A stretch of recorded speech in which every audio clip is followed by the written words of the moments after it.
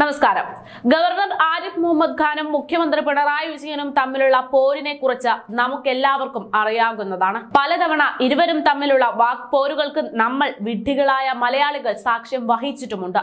എന്നാൽ ഈയിടെയായി ഇവർ തമ്മിലുള്ള അന്തർധാര സജീവമാണെന്നും ഇരുവരും തമ്മിലുള്ള വൈരത്തിന്റെ മഞ്ഞുരുകുന്നുവെന്നുമുള്ള സൂചനകളാണ് പുറത്തു വരുന്നത്. പൊതുവേദിയിൽ കണ്ടാൽ പോലും പരസ്പരം മുഖം തിരിച്ചു നടന്നിരുന്ന ഇവർ ഈയിടെ നടന്ന ഒരു ചടങ്ങിൽ വളരെ സൗഹൃദത്തോടെ സംസാരിക്കുന്നതും നമ്മൾ കണ്ടു. സംസ്ഥാന മനുഷ്യാവകാശ കമ്മീഷൻ ചെയർമാനായി ജസ്റ്റിസ് എസ് മണികുമാറിനെ നിയമിക്കുന്നതിനുള്ള ഫയൽ കഴിഞ്ഞ 10 മാസങ്ങളായി രാജ്ഭവൻ തടഞ്ഞു വെച്ചിരിക്കുകയായിരുന്നു. എന്നാൽ 10 മാസങ്ങൾക്ക് ശേഷം ആ ഫയൽ ഗവർണർ അംഗീകരിച്ചിരിക്കുന്നു. ഫയലിൽ അദ്ദേഹം ഒപ്പിട്ട് കഴിഞ്ഞു. തെരഞ്ഞെടുപ്പ് കമ്മീഷന്റെ അനുമതി വാങ്ങിയ ശേഷം മണികുമാറിന്റെ നിയമന ഉത്തരവ് ഇറക്കണമെന്നുള്ള നിർദ്ദേശവും രാജ്ഭവൻ സർക്കാരിന് നൽകിയിട്ടുണ്ട്. 2023 മെയ്യിൽ ജസ്റ്റിസ് ആന്റണി ഡൊമിനിക് വിരമിച്ച ഒഴിവിലേക്കാണ് മുഖ്യമന്ത്രി പിണറായി വിജയൻ അധ്യക്ഷനായ 3-അംഗ സമിതി ആ സ്ഥാനത്തേക്ക് മണികുമാറിനെ നിയമിക്കാനുള്ള ശുപാർശ നൽകിയത്. പ്രതിപക്ഷ നേതാവായ VD സതീശന്റെ വിയോജനക്കുറിപ്പ് സഹിതമാണ് ഫയൽ രാജ്ഭവനിലേക്ക് അയച്ചത്. മണികുമാറിനെ മനുഷ്യാവകാശ കമ്മീഷൻ അധ്യക്ഷനാക്കുമെന്ന സൂചന അദ്ദേഹം വിരമിക്കുന്നതിന് മുമ്പ് തന്നെ ഉണ്ടായിരുന്നു.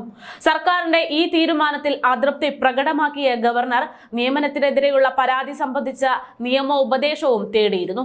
പിണറായി വിജയൻ അടങ്ങിയ 3-അംഗ സമിതിയുടെ ശുപാർശ തള്ളിയ ഗവർണർ കമ്മീഷനിലെ സീനിയർ ജുഡീഷ്യൽ അംഗമായ കെ ബൈജുനാഥിനെ ആക്ടിംഗ് ചെയർമാനായി ചുമതലപ്പെടുത്തുകയും ചെയ്തു.